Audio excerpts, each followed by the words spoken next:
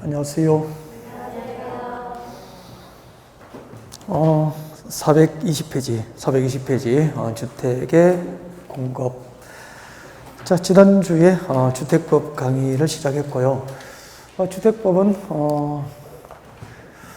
용어 정의 파트가 있었죠. 네, 용어 정의 파트는 매년 많게는 2문제까지 출제가 된다라고 했을 거고요. 아마 도심생활주택이라든지 국민주택, 공구, 또 리모델링 등에 대해서 아마 학습을 했을 겁니다. 그 다음에 두 번째가 제 주택의 건설이죠. 네, 주택 건설 파트 위주로 아마 지난주에 강의가 진행됐었고요. 여기서는 두 가지 테마를 합니다. 주택 건설 사업 주체, 주택 건설 사업 주체 기억나십니까? 자, 건축법상 허가를 받고 건축하면은 건축주라고 불러요. 그리고 주택법상 사업계획 승인을 받고 집을 지으면은 무엇이 되는 거죠? 사업 주체, 주택 건설 사업 주체 그렇게 하고요. 이 주택 건설 사업 주체에서 중점을 둬서 공부한 게 등록 사업자죠. 등록 사업자. 연간 기준으로 단독주택 20호, 공동주택 20세대 이상 주택 건설 사업을 목적으로 하면은 주택 건설 사업자를 등록하고, 그 다음에 연간 기준으로 1만 제곱미터 이상의 대지 조성 사업을 목적으로 하면은 대지 조성 사업자로 국토교통부장에 등록합니다. 이렇게 주택 건설 사업자나 대지 조성 사업자로 등록한 개인과 민간 법인을 등록 사업자 그렇게 하고, 그 다음에 사업 주체 중에서 매년 90% 이상 반드시 출제됩니다. 주택조합에 대해서 학습을 했었죠. 그래서 등록 사업자와 주택조합의 공통점은 주택법에 의해서 주택 건설 사업을 할 수 있는 사업의 주체라는 점이 공통점이다. 그렇게 할 수 있죠. 그 다음에 주택 건설 절차를 배운 거죠. 주택법상 주택 건설 절차. 여기까지 지난주에 진도 나온 거예요. 자, 이렇게 해서 주택이 아파트가 건설되면은, 자, 주택법에 의해서 사업계획서를 받고 건설된 주택, 보통 아파트죠. 공동주택, 아파트는 분양을 하게 됩니다. 그죠? 분양을 하게 되는데, 근데 분양을 무엇으로 부르죠? 공급이라고 하는 거죠. 주택의 공급, 분양 시장을 의미하게 됩니다. 근데 이 주택을, 아파트를 분양받는 자는 실소유자 위주로 공급을 받으면, 분양을 받으면 너무 좋은데, 투기 목적으로 아파트를 유주택자가 분양받는 경우도 있더라는 거죠. 자, 이런 것을 규제하기 위한 제도들이 주택 공급 파트에서 공부하게 됩니다. 그래서 우리 주택법상 주택 공급 원칙과 그리고 주택 공급 질서 교란을 막기 위한 각종 주택법상 투기가일지구라든지 조정 대상지의 지정이라든지 분양가 상한제 적용지의 지정, 이런 내용들을 중심으로 오늘 강의를 풀어가게 될 거예요. 그래서 오늘 진도는 주택법상 주택 공급, 분양과 관련된 파트를 공부를 한다라고 보시면 되고요. 자, 이렇게 해서 아파트가 분양되면은 입주해서 거주를 하다가 공동주택이 노후화되면은 재건축을 할 수도 있죠. 재건축을 할 수 있는데, 그때 재건축은 도시 및 주거환경 정비법에 의해서 재건축 사업 절차가 진행이 될 거예요. 자, 그리고 공동주택이 노후화되면은 재건축하는 방법도 있고, 자, 재건축하지 않고 기존의 공동주택을 리모델링하는 방법이 있어요. 이 리모델링 절차, 리모델링에 관한 절차는 무슨 법에서 규정합니까? 주택법에 규정이 되어 있다는 거죠. 그래서 우리 단독주택 30호, 공동주택 30세대 미만의 집을 지으면은 건축법상 건축허가를 받고 건축 절차가 이루어집니다. 단독주택 30호, 공동주택 30세대 이상의 주택을 건설하면은 주택법 적용을 받고 사업계획 승인을 받고 주택 건설 절차가 진행됩니다. 그리고 주택법상 리모델링 절차는 주택법에 규정되어 있고요. 이런 주택법상 리모델링 절차는 뭐죠? 리모델링 할 때는 허가를 받죠. 건축가 리모델링은 허가를 받고 합니다. 단 세대수 증가형 리모델링을 할 때 리모델링으로 증가되는 세대수가 30대 이상이면은 리모델링도 사업계획 승인 받고 리모델링 공사를 할 수 있도록 그렇게 절차가 규정되어 있습니다. 그래서 건축법상 건축 절차는 허가, 주택법상 주택 건설 절차는 승인, 주택법상 리모델링 절차는 허가, 그렇게 되는 거죠. 네. 그 다음에 이제 주택자금 파트에서 주택상환사채 이렇게 해서 오늘 제 강의를 마무리합니다. 그래서 지난주까지 공부했던 내용을 간단하게 이제 목차를 소개했고 오늘 공부할 테마들 공급 파트, 리모델링 파트 그리고 주택자금은 주택상환사채 위주로 강의가 진행되죠. 자, 이런 내용들 중심으로 오늘 주택급 진도 준비하겠습니다. 자, 주택공급 원칙부터 같이 볼까요? 자, 여러분 교재 420페이지 오시면 됩니다. 420페이지 오셔가지고 딱 중간에 오십시오. 딱 중간에 보면은 주택공급 원칙이 박스안에 동그라미 1번, 2번으로 준비가 되어 있을 겁니다. 자, 박스안에 420페이지 박스안에 들어오셔가지고 동그라미 1번에 별표하시고요. 여기서 세 가지를 기억하셔야 됩니다. 자, 주택법상 주택건설사업주체가 입주자 모집을 할 경우에는 자, 국토교통부령이 정한 바에 따라서 미축하십시오. 지량군수구청장의 승인을 받아야 한다. 밑에다가 원칙. 지량군수구청장으로부터 입주자 모집을 승인받습니다. 자, 승인을 동그라미 하시고 이때 승인이 뭐죠? 이때 승인을 동그라미 하시고 이때 승인은 입주자 모집 승인입니다. 입주자 모집 승인이죠. 입주자 모집은 승인을 받아야 한다. 그런 뜻이에요. 주택법상 사업주체가 입주자 모집을 할 때는 시량군수구청장으로부터 입주자 모집을 승인받아야 한다. 이게 원칙이라는 거죠. 첫 번째, 동그라미 1번의 첫 번째 줄 사업주체 뒤에 가로 안에 미칠 것이십시오. 공공주택 사업자는 입주자 모집 승인을 받지 않습니다. 입주자 모집 승인 대상에서 제외되니까 공공주택 사업자는 입주자 모집 승인을 받지 않고 입주자 모집을 할 수 있다는 거죠. 그때 공공주택 사업자 누구죠? 국가, 지방자치단체, 한국토지대공사, 그리고 지방공사, 국가, 지방자치단체, 한국토지대공사, 그리고 지방공사는 공공주택 사업자로서 입주자 모집 승인을 받지 않고 입주자 모집이 가능합니다. 그리고 그 두 번째 줄, 동그라미 1번의 두 번째 줄 괄호 안에 미칠 것이십시오. 복리시설. 자, 복리시설 입주자 모집은 입주자 모집을 승인받습니까? 신고합니까? 신고. 그럼 세 가지를 이렇게 해야 되겠죠? 주택급상 사업주체가 입주자 모집을 할 때는 시장군수구청장으로부터 입주자 모집을 승인받는 게 원칙인데 공공주택 사업자는 입주자 모집 승인 없이 입주자 모집이 가능하고 복리시설 입주자 모집은 승인받습니까? 신고하면 됩니까? 신고하면 된다. 이렇게 세 가지를 기억하셔야 돼요. 그리고 정리하면은 이제 420페이지 정리는 끝났고요. 420페이지 맨 밑에 주택을 공급받기 위한 조건이 나와 있습니다. 주택을 공급받기 위한 조건은 동그라미 1번, 2번, 동그라미 1번, 2번이 출제가 되는 능력입니다. 그래서 동그라미 1번, 2번을 묶어서 별표하시고 지나갈 때마다 읽어야 되는데 일단은 잠깐 이야기를 좀 듣고 동그라미 1번을 보셔야 이해가 될 거예요. 그래서 지금 요약집이기 때문에 앞에 부분을 없애버리고 이제 중요한 것만 적었기 때문에 무슨 말인지 잘 몰라요. 그래서 일단 이야기를 듣고 교재를 같이 봅니다. 거기 드시죠. 우리 모델하우스를 뭐라고 하죠? 우리 아파트 분양할 때 보면은 이제 모델하우스를 법에서는 무엇이라고 합니까? 견본주택이라고 합니다. 견본주택, 모델하우스죠. 우리 모델하우스 구경을 가보면은, 네, 한마디로 표현하면은 제가 뭐 가끔 이야기 하잖아요. 그죠? 환상이죠. 환상이죠, 환상. 갈 때마다 모델하우스는 멋지고 좋아요, 아무튼. 근데 같은 면적인데, 같은 32평인데, 어쩜 그렇게 잘 뺄 수 있을까? 공간 배치를 잘 할 수 있을까? 갈 때마다 이제 감동을 하는 거죠. 환상에 빠지게 되죠. 그렇게 해서 이제 계약을 하게 되잖아요. 근데 이 견본주택의 환상에 빠져서 주택 청약 계약을 하면은 바로 입주합니까? 이제 시아파트 입주할 때까지 2, 3년 정도 텀이 있잖아요. 2, 3년 뒤에 이제 시아파트 입주하면은 견본주택의 환상이 입주하면은 깨지는 경우가 많죠.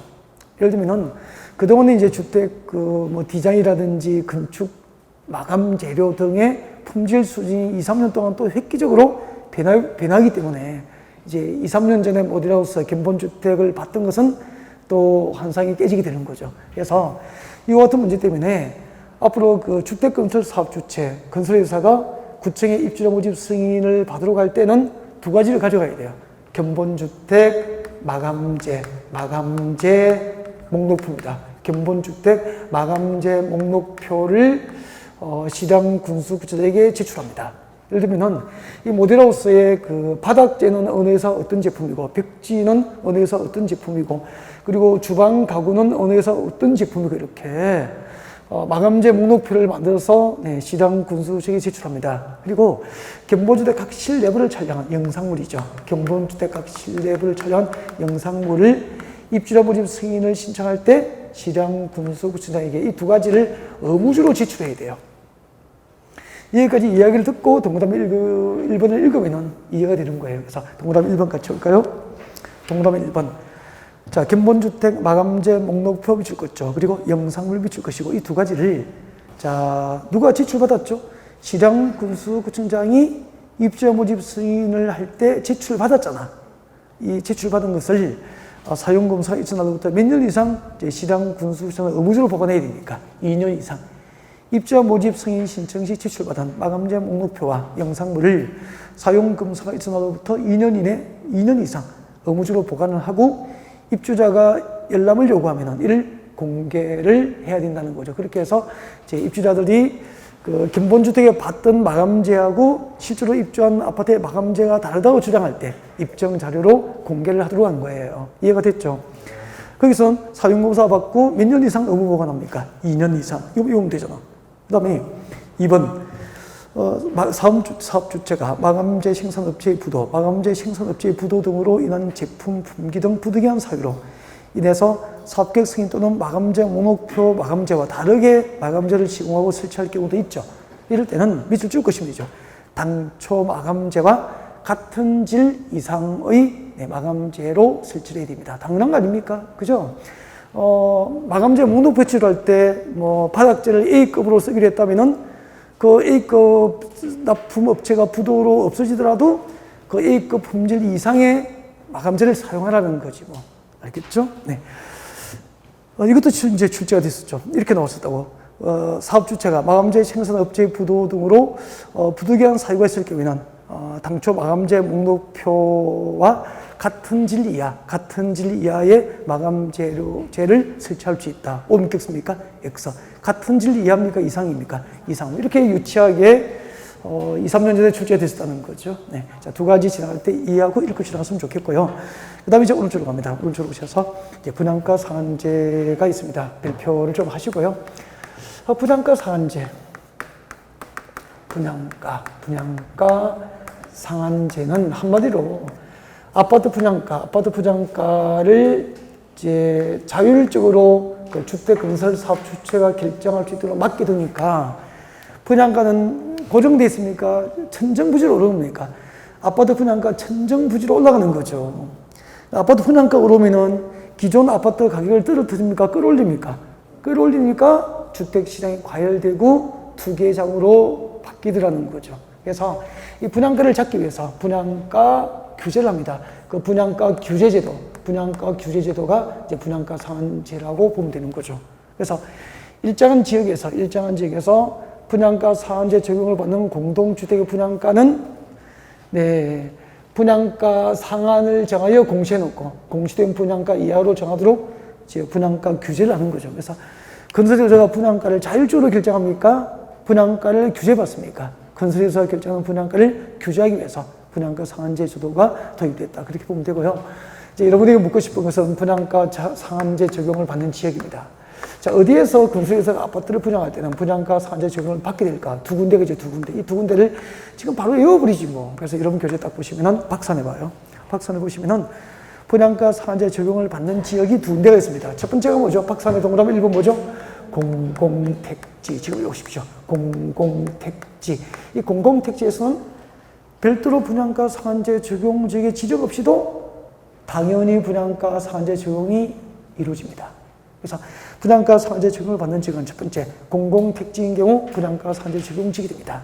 그 다음에 공공택지 외의 택지니까 우리가 말하는 뭐라고 그랬죠? 민간택지. 그러니까 법에서는 민간택지는 말을 안 쓰고 공공택지 외의 택지라 그래요. 그래서 이 공공택지 외 민간택지 중에서 국토교통부 장관이 분양가 상한제 적용이 필요하다고 분양가 상한제 적용이 필요하다고 지정한 지역도 분양가 상한제 적용을 받게 된다는 거죠. 그래서 본래 공공택지 외의 택지, 민간택지는 본래는 분양가 상한제 적용을 받아 안 받아? 안 받는데 국토교통부 장관이 민간 택지 중에서 분양가 상한제 적용이 필요하다고 국토교통부 장관이 지정한 지역은 민간 택지도 분양가 상한제 적용을 받게 되는 거죠. 그러면 주택법상 분양가 상한제 적용 지역은 누가 지정하는 겁니까? 국장. 국토교통부 장관이 지정고자 되는 거죠. 어디에? 지정 요건에 해당하죠. 공공택지 외의 택지 중 법이 정한 지정 요건에 해당하면 분양가 상한제 적용 지역을 지정하게 되는 거예요. 어디에다가? 공공택지 외의 택지 중에서 지정하는 거죠. 국토교통부 장관이. 자, 분양가 상한제 적용 지역의 지정 기준. 자, 교재를 넘깁니다. 넘겨서 이런 교재 423페이지 보십시오. 423페이지. 책상 넘겨서. 자, 423페이지 오시면은 중간에 5번. 분양가 상한제 적용 지역의 지정과 해제가 나와 있을 겁니다. 동그라미 1번에 국토교통부 장관 밑줄 거예요. 국토교통부 장관 밑줄 것이고 밑에다가 지정권자 423페이지입니다. 423페이지 5번 동그라미 1번이죠. 네, 국토교통부 장관 밑줄 것이고 밑에다가 지정권자. 그래서 분양가 상한제 적용 지역 누가 지정해요? 국토교통부 장관이 지정을 하게 됩니다. 네. 자, 그때 분양가 상한제 적용 지역의 지정 기준이 몇 개 나와 있죠? 지정 기준이 박산에 이제 기업, 니은, 디귿이 나와 있어. 거기서 기업번에 A, B, C를 묶어요. 423페이지입니다. 박산에 A, B, C, 기업번에 A, B, C를 묶어서 앞에다가 적으십시오. 분양가 상한제 적용 지역의 지정 기준이 되는 거죠. 지정 기준. 이 분양가 상한제 적용 지역의 지정 기준은 네, 암기를 꼭 하셔야 됩니다. 그러니까 민간 택지, 공공 택지, 외의 택지 중 A, B, C 요건에 해당하면은 국토교통부 장관이 민간 택지에다가 분양가 상한제 적용 지역을 지정하게 된다. 그런 뜻이에요. 이해가 됐죠? 네. 자, A부터 이제 A 오면 되죠, 뭐. A번. 직전으로부터 소급해서 12개월간 밑줄 것이십시오. 지금부터 아파트 밑줄 것이십시오. 아파트 분양가 상승률, 물가 상승률 몇 배? 2배를 초과한적입니다. 2배 동그라미. 여기서는 2배만 딱 외우면 돼. 아파트 분양가 상승률, 물가 상승률 2배를 초과한 적은 분양가 상한제 적용 지역 지정이 가능하게 됩니다. 그 다음에 내려오십시오. 그 다음에 내려오셔가지고 두 번째는 B번. 직전 월부터 소급해서 3개월간 지금부터 밑줄 거세요. 주택 매매 거래량이 전년 동기 대비 몇 %? 20% 이상 증가한 지역 20% 이상 동그라미 하면 되죠. 그 다음에 C번. 직접으로부터 소급해서 주택 공급이 있었던 2개월 동안 해당 지역에서 공급되는 밑줄 것이십시오. 주택 동그라미 주택의 월 평균 청약 경쟁률이 모두 5대1을 초과한 지역 5대1 초과 동그라미 합니다.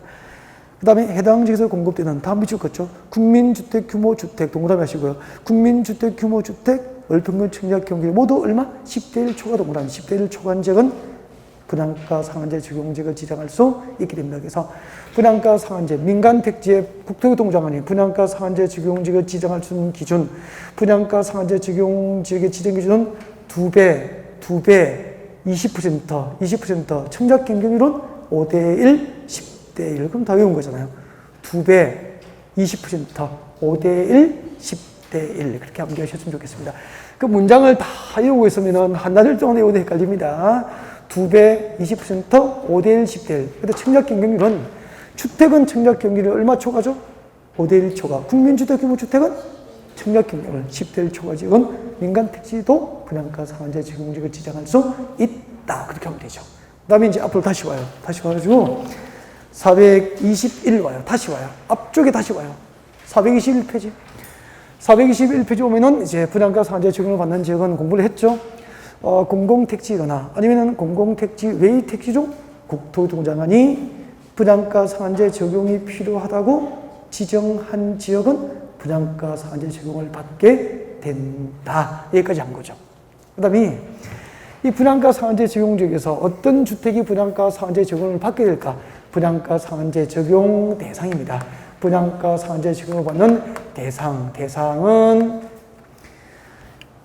421페이지 저 위에 목차 4번 분양가 상한제 적용 주택 그 밑에 양가로 1번 적용 지역 찾았습니까? 그 밑에 밑줄 거예요. 사업주체가 일반에게 공급하는 공동주택 밑줄 거예요. 사업주체가 일반에게 공급하는 공동주택은 분양가 상한제 적용 대상이 되는 거예요. 밑에 적어요.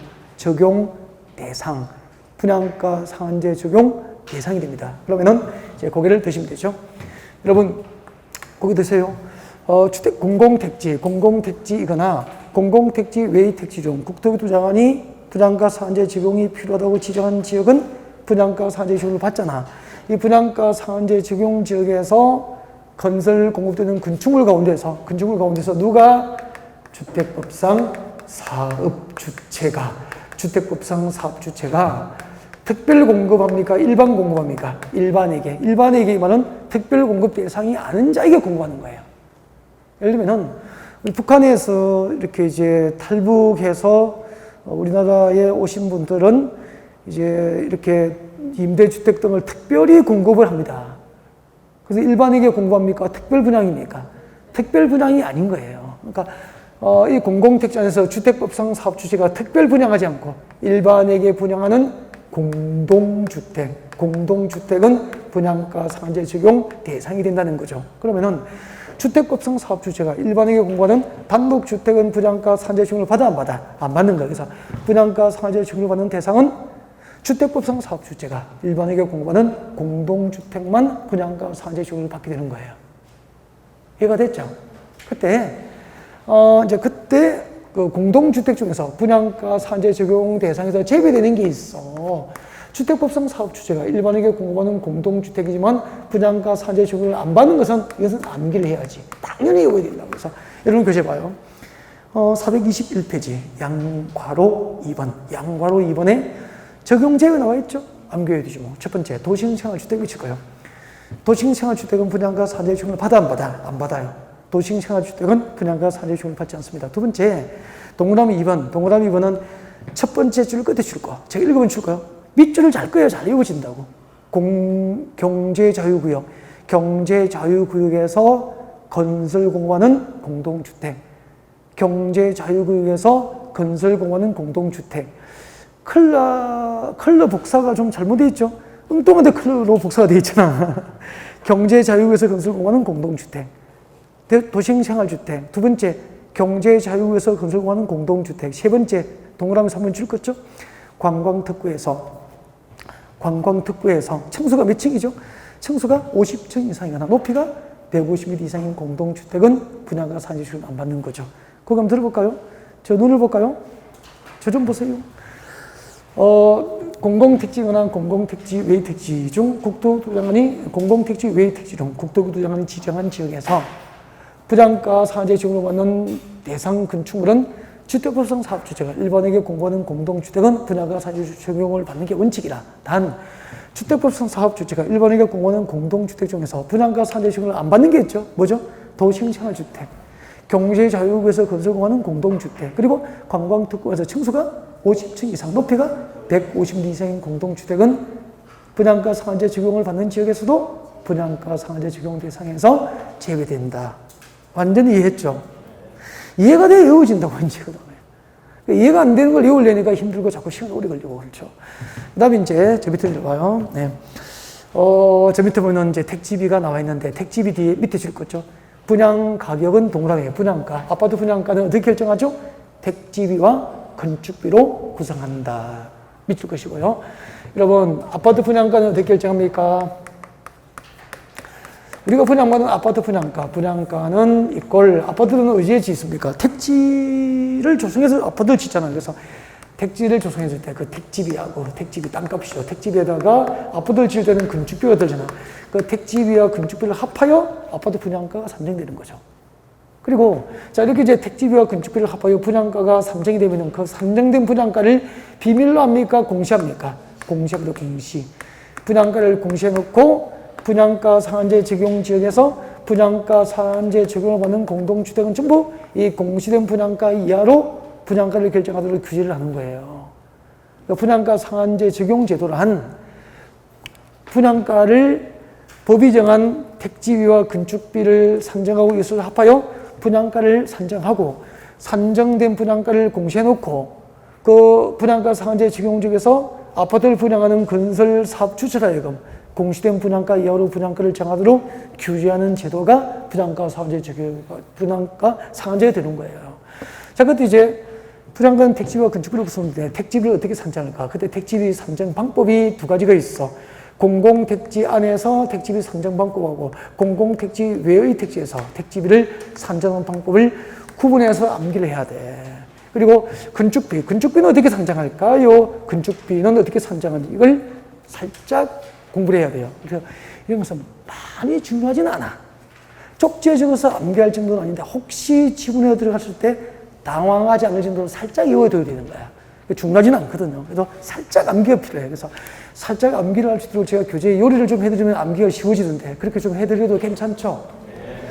다행이다. 보세요. 여러분 교재 422페이지입니다. 422페이지. 422페이지 오세요. 자, 422페이지 오면은 제일 위에 동그라미 1번, 2번이 나와 있을 거예요. 422페이지 제일 위에 박스안에 동그라미 1번, 2번 나와 있죠? 동그라미 1번, 2번을 묶어서 앞에다가 택지비 산정 방법이에요. 택지비 산정 방법. 이렇게 제목을 잘 적어두면 혼자 나중에 책 보기 참 좋죠. 택지비를 산정하는 방법이 이렇게 산정해요. 동그라미 1번 같이 봅니다. 공공택지 동그라미예요. 공공택지에서 택지비 산정하는 방법은 죽겠죠. 택지 공급 가격 줄 거예요. 공급 가격 동그라미. 택지 공급 가격에 그다음 손 떼고 국토교통부령이 정하는 택지 관련 비용을 더해서 산정합니다. 거기서 택지 관련 비용, 택지와 관련된 비용 줄 거예요. 택지와 관련된 비용 동그라미. 그래서 비용 동그라미 합니다. 그래서 공공택지에서 택지비는 어떻게 산정하죠? 택지 공급 가격에 관련 비용을 더하여 산정한다는 거예요. 공급 가격 플러스 관련 비용 그렇게 보면 되죠. 여러분 택지를 조성하면은 택지에 이런 관련 비용이 들어가죠. 택지를 등기하려면 뭐가 들어가죠? 등기비도 들어가고, 그죠? 네. 그 다음 택지를 조성해서 부가가치가 땅값이 오르면은 뭐 양도세를 내든지 이런 거 세금이 들어가고 뭐 하잖아. 이렇게 택지 관련 비용을 더하게 되는 거예요. 네. 그래서 거기 한번 들어볼까요? 공공택지에서 택지비를 어떻게 산정하죠? 택지 공급 가격 플러스 관련 비용, 택지 공급 가격에 관련 비용을 더하여 산정한다. 이렇게 보면 되잖아. 공급 가격 플러스 관련 비용 이렇게 보면 되죠. 이제 비교하면 되지. 공공택지 외의 택지. 동그라미 2번 해봐요. 공공택지 외의 택지에서 택지비는 감정가격 동그라미 하십시오. 택지 감정가액이 있어요. 그 택지 감정가액에다가 택지 관련 비용 동그라미, 관련 비용을 더해서 산정합니다. 그러면 딱 비교되죠? 공공택지에서 택지비는 택지 공급 가격에 관련 비용을 더해서 산정하고, 공공택지 외의 택지에서는 택지 감정가액에 관련 비용을 더해서 산정하죠. 공급 가격 플러스 비용. 공공택지 외의 택지는 감정가액 플러스 비용. 그렇게 보면 되죠. 길어집니까? 짧아집니까? 짧아지잖아요. 그리고 내려봐요. 건축비 내려봐요. 박스 안에 빠져나오세요. 4번은 건축비 찾으셨어요? 자, 분양가 구성 항목 중에서 건축비는 어떻게 산정하느냐 하면은 국토교통부장관이 정하여 고시하는 건축비가 있어. 국토교통부에서 정하여 고시하는 건축비를 뭐라고 불러요? 기본행 건축비라 그래. 동그라미 합니다. 기본행 건축비에 국토교통부령으로 정하는 금액을 더한 금액으로 합니다. 그래서 더한 금액 동그라미. 그래서 건축비. 우리 분양가를 구성하는 건축비는 어떻게 산정하죠? 건축비를 산정하는 방법은 기본행 건축비입니다. 기본형 건축비.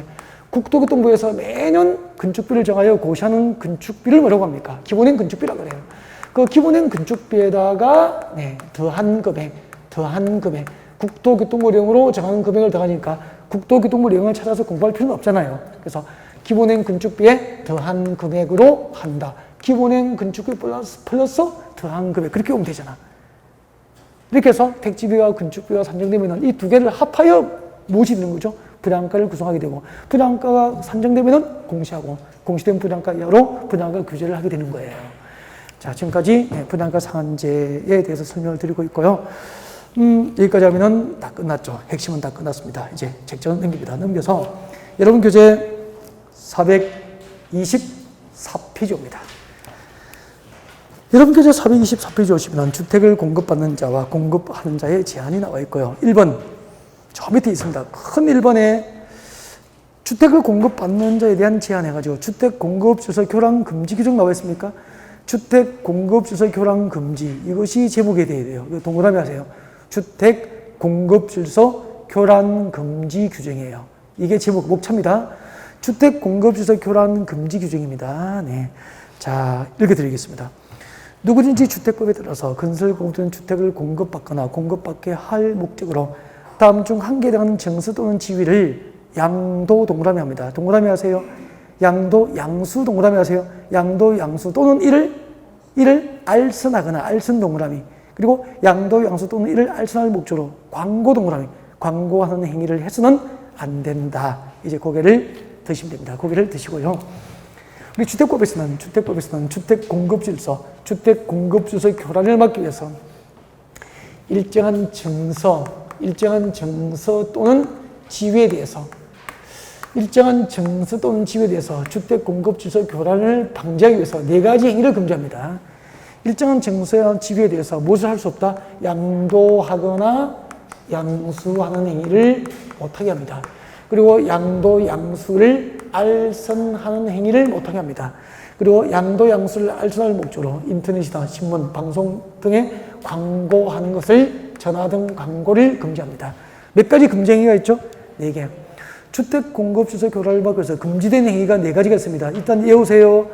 주택 공급 질서 교란을 막기 위해서 금지된 행위가 뭐죠? 양도, 양수, 알선, 양도, 양수, 알선 등을 목적으로 하는 광고 행위는 주택 공급 질서 교란을 막기 위해서 금지된 행위예요. 일단 금지된 행위를 4개 외워야 돼요.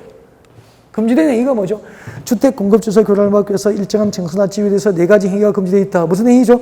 양도, 양수, 알선 목적의 광고 행위가 금지되어 있다 이 말입니다. 단 가로 안에 보세요. 상속, 저당 찾으셨습니까? 상속과 저당은 금지입니까? 허용입니까? 상속과 저당은 금지 행위에서 제외. 그래서 상속과 저당은 허용이 돼요. 그럼 보통 이제 상속과 저당이라는 단어가 보이면 정답이 돼요. 문제를 풀다 보면은. 그러면 잠깐만. 주택 공급 질서 교란을 막기 위해서 양도, 양수 등이 금지된 정서나 지위가 5개죠. 이걸 외워야 된단 말이야. 주택 공급 질서 교란을 막기 위해서 양도, 양수 등이 금지된 정서 또는 지위에 해당하는 것은 이건 암기를 하시면 이거 외우면 이제 수능 준비 끝이라니까. 이걸 못 외우면 안 돼. 이건 필수야. 이걸 이제 외워야 된단 말이야. 지금까지 이해를 하셨다면은 주택 공급 질서 교란을 막기 위해서 양도, 양수 등이 금지된 정서나 지위를 암기라. 이걸 못 외우면은 이제 신고할 거야. 경찰서에 신고할 거야. 암기하시. 이거 암기를 못하면 다 못 찾는다고 이제. 여기까지 이해하셨다면 이건 암기하셔야 돼요. 그래서 오른쪽으로 가면은 저 위에 박스가 있어. 저 위에 박스 안에 입주자 저축 정서부터 동그라미 5번까지 나와 있죠. 그죠? 동그라미 1번부터 5번까지를 암기를 하셔야 되는데 위에 제목을 적어요. 위에 제목을 적어놓고 외우면은 그럼 제대로 이해가 되는 거잖아. 그걸 뭐라고 외워야 되잖아. 뭐 외우긴 뭐라고 외워야 되냐고. 책이락 외우지 말고, 공법을 강의하는 선생은 책이락. 그렇게 왜 정확하게 외우는 거잖아. 목차를 적으라고. 양도, 양수 등이 금지된 정서 또는 지위. 양도, 양수 등이 금지된 정서 또는 지위. 주택 공급 질서 교란을 막기 위해서 양도, 양수 등이 금지된 정서 또는 지위가 몇 개죠? 5개. 이걸 이제 외우시라는 거지. 이렇게 목차를 적어두면 수능 준비 끝난 거 아닙니까? 이제 암기만 하시면 되는 거예요. 목차를 이렇게 적었다는 것은 이해가 됐다는 거죠. 그래서 양도, 양수 등이 주택 공급 질서 교란을 막기 위해서 양도, 양수 등이 금지된 정서나 지위. 첫 번째, 입주자 저축 정서. 입주자 저축 정서 뒤에다 적으십시오. 예를 들면은 무엇이 있다고 됐죠?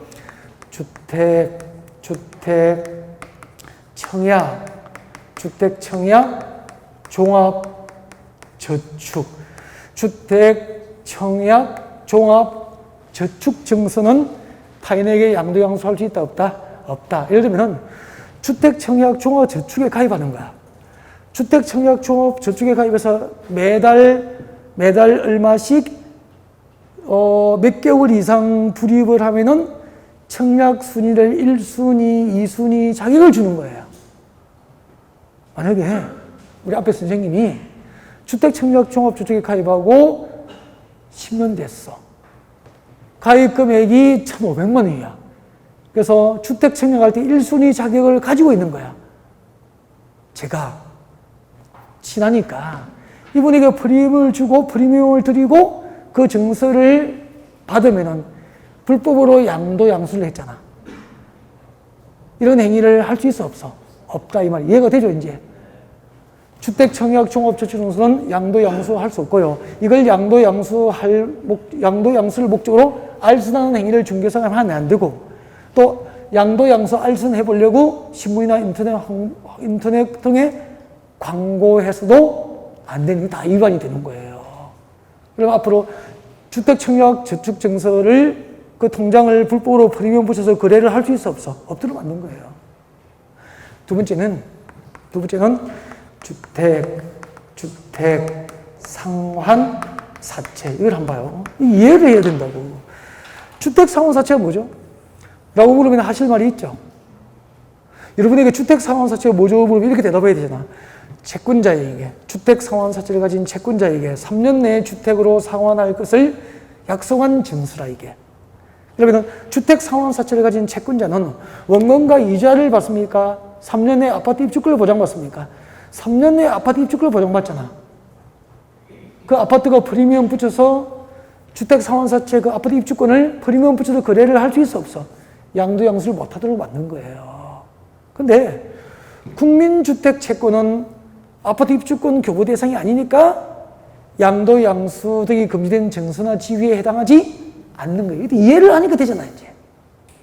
다음 중 주택공급주소 교란목에서 양도양수가 금지된 증서나 지위에 해당하지 않는 것. 예를 들면 국민주택 채권은 해당되지 않잖아요. 주택상환사채는 3년 내에 주택으로 상환할 것을 조건으로 하는 증서이기 때문에 이것은 양도양수가 금지되는 거죠. 주택공급주소 교란을 막기 위해서. 그 다음에 세 번째, 주택조합의 조합원 지위죠. 주택조합의 조합원 지위. 만약에 우리 제 앞에 앉으신 선생님이 그 경기도 지역주택조합 조합원인 거예요. 그럼 그 지역주택조합 조합원이면은 조합이 분양하는 아파트 입주를 우선적으로 할 수 있는 입주권을 받을 수 있잖아요. 그 주택조합의 조합원 지위를 프리미엄 붙여서 타인에게 양도양수 못한다 이 말이에요. 주택조합의 조합원 지위는 양도양수가 금지되어 있다 이 말입니다. 그 다음에 네 번째 한번 보세요. 무허가 건물 확인서 찾으셨나요? 무허가 건물 확인서. 무허가 건물 확인서. 예를 들게요. 여러분 여기 재개발합니다. 뭐 한다고요? 재개발한다고. 여기서 재개발하면은 이제 기반시 열악하고 노후 불량 건축으로 판정된 건물이 밀집이 돼 있을 거 아니에요. 이 재개발구역에 무허가 건축물 소유자. 이때 건축물이 무허가 건물이야. 그 무허가 건축물 소유자는 토지 등 소유자하고 재개발조합의 조합이 된다. 오 믿겠습니까? 오. 배웠잖아요.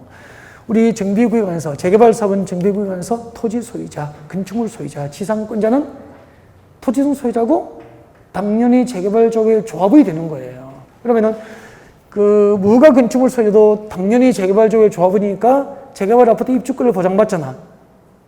그때 무허가 건물을 철거할 때 이건 등기가 안 돼 있잖아. 무허가 건물이니까. 그래서 무허가 건물 철거 확인서, 무허가 건축물 확인서를 발급해 줍니다. 이 무허가 건물 확인서가 재개발 아파트 입주권이 되는 거예요. 이걸 프리미엄 붙여서 거래를 할 수 있다, 없다. 그래서 무허가 건물 확인서도 불법으로 양도양수를 못하게 한 거예요. 재개발할 때. 이해가 되죠? 그 다음에 제일 마지막 5번 해봐요. 5번에 보시면은 이주 대책 대상자 확인서. 5번. 이주 대책 대상자 확인서. 이주 대책 대상자 확인서. 예를 들면 제일 좋아. 예를 들면은 여기 낙동강 자, 이렇게 해서 이제 낙동강이 흘러가는데 댐을 막았어. 노래 해도 별로 좋아하지도 않구나. 댐을 막았어. 댐을 막으니까 담수, 호수가 생기죠. 그러면은 이제 강가의 마을이 수몰되잖아. 이 수몰민들은 댐 속에 살아야 됩니까? 물 속에 살아야 됩니까? 이주시켜야 됩니까? 수몰민을 이주시키기 위한 이주단지 신도시를 만들 수 있죠. 근데 그 이주단지 신도시가 강남에 가깝고, 주거환경이 양호하고 일상생활이 편리한 곳이라면은 이주단지 입주권도 프리미엄을 붙여서 거래를 하겠죠. 그럼 이 수몰민들에게 나중에 건물 철거하기 전에 뭘 떼줍니까? 이분들이 이주 대책 대상자라는 것을 확인해 주는 거야. 그 이주 대책 대상자 확인서는 이주단지 신도시에 입주할 수 있는 입주권이 보장되잖아요. 프리미엄 붙여서 거래할 수 있다, 없다? 없다. 그런 뜻이에요. 이해가 됐죠? 지금까지 주택 공급 시설 교란을 막기 위한, 금지행위가 몇 가지였죠? 4가지.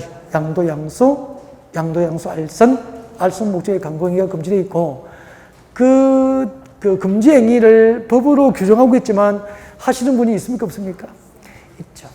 불법으로 프리미엄 붙여서 양도, 양수를 하거든. 그래서 하면은 그냥 둬야 됩니까? 처벌해야 됩니까? 처벌해야 되죠. 그래서 위반 시 조치 옵니다. 양도, 양수 금지 규정을 위반했을 때 조치입니다. 읽어볼게요.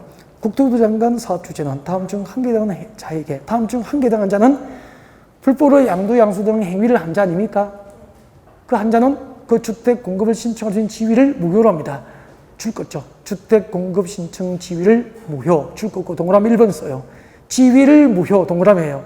이거요. 지위 무효. 그러면은 아까 잠깐만 이번에 지역주택자의 조합원 지위를 저에게 프리미엄 붙여서 불법으로 양도해버리면은 양도자, 양수자 모두 주택 공급 신청 지위는 법적으로 무효가 되어버리는 거야.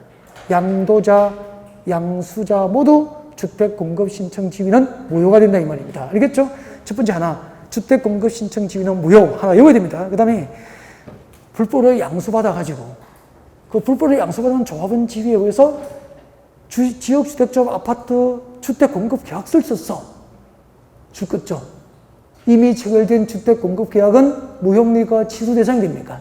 취소 대상이 됩니다. 그래서 공급 계약 취소 동그라미 하시고 동그라미 2번이에요. 주택 공급 신청 지위는 무효. 양도자, 양수자 모두 주택 공급 신청 지위는 무효가 돼버려. 그리고 이미 체결된 주택 공급 계약은 취소 대상이 돼버려요. 그리고 내려갑니다. 소유권을 취득한 자. 소유권을 취득한 자는 환매 조치합니다. 그래서 제목에 주택에 환매되어 있죠? 환매 동그라미. 이게 동그라미 3번이야. 환매 조치. 주택 가격을 지급한 날 사업주체가 해당 주택을 취득한 것으로 봅니다. 환매 조치. 그 다음에 입주를 한 자에게, 입주한 자에게는 기간을 정해서 뭐 하죠? 퇴거 명령할 수 있어요. 퇴거 명령 동그라미. 이게 동그라미 4번이야. 주택의 입주, 불법으로 취득한 주택에 입주한 자는 퇴거 명령할 수 있어요. 입주한 자는 퇴거 명령합니다. 소유권을 취득하면 환매 조치합니다. 그리고 줄 거죠. 3년 이하의 징역에 3천만 원 이하의 벌금입니다. 3대3. 이거 몇 번이죠? 5번. 지위는 무효, 계약은 취소, 소유권 취득자는 환매 조치, 입주를 마친 자는 퇴거 명령, 그리고 3대3 형벌을 가할 수 있어요. 3년 이하의 징역에 3천만 원 이하의 벌금. 그리고 책자를 넘기면은 10년 범위 내에서 입주자 자격이 제한됩니다. 10년 범위 내에서 줄 거죠? 10년 범위 내에서 입주자 자격이 제한됩니다. 자, 그 다음에 이제, 2번에 보면은 박스 밑에 봅니다. 주택을 공급하는 자에 대한 제한 해가지고, 저당권 설정 등 제한 나와 있습니까? 저당권 설정 등 제한대에다가 부제목을 씁니다. 부제목을 크게 쓰세요. 사업주체의 행위 제한. 사업주체의 행위 제한이라고 써주세요. 여기서부터 잠시 휴식하고 2교시에 진행하겠습니다.